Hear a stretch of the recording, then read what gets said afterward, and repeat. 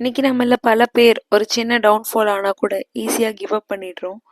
ஆனால் எப்படி டாக்டர் இவ்வளோ பெரிய ஆக்சிடென்ட்க்கு அப்புறமும் நீங்கள் உங்கள் கரியரை சூஸ் பண்ணி அதில் சக்ஸஸ்ஃபுல்லாக ஆனீங்க அப்படின்னு நான் கேட்கும்போது அவங்க சொன்னது, நான் ஆக்சிடெண்ட் ஆன நாள்லேருந்து இன்னைக்கு வரைக்கும் எனக்கு எப்போவுமே சப்போர்ட்டிவாக இருக்கிறது என்னோட அம்மா தான். அவங்க நான் உடஞ்சி உட்கார்றத பார்த்தா தாங்க மாட்டாங்க அப்படிங்கிறதுக்காக தான் நான் திரும்பியும் மெடிக்கல் காலேஜில் போய் ஜாயின் பண்ணேன். திருநெல்வேலி மெடிக்கல் காலேஜில் போய் ஜாயின் பண்ணேன்.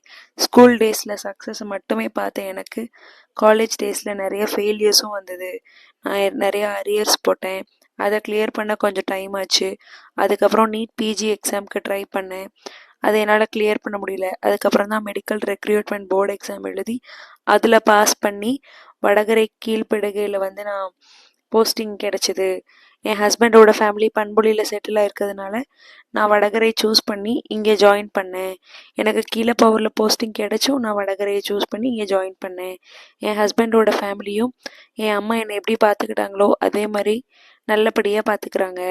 எனக்கு எப்போவுமே சப்போர்ட்டிவாக இருக்காங்க நான் என்ன முடிவு எடுத்தாலும். ஸோ அந்த விதத்தில் நான் ரொம்ப பிளெஸ்டாக ஃபீல் பண்ணுறேன் அப்படின்னு சொன்னாங்க. அதுக்கப்புறம் உங்களுக்கு தோணலாம், எப்படி இவங்க ஒரு இன்ஸ்பிரேஷன் ஆனாங்க அப்படின்னு சொல்லி.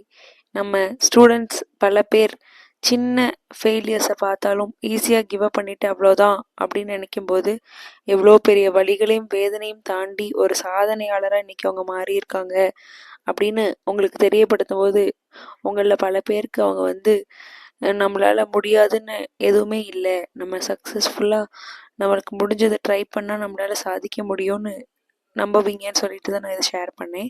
Thank you. Please like, share and subscribe to my channel.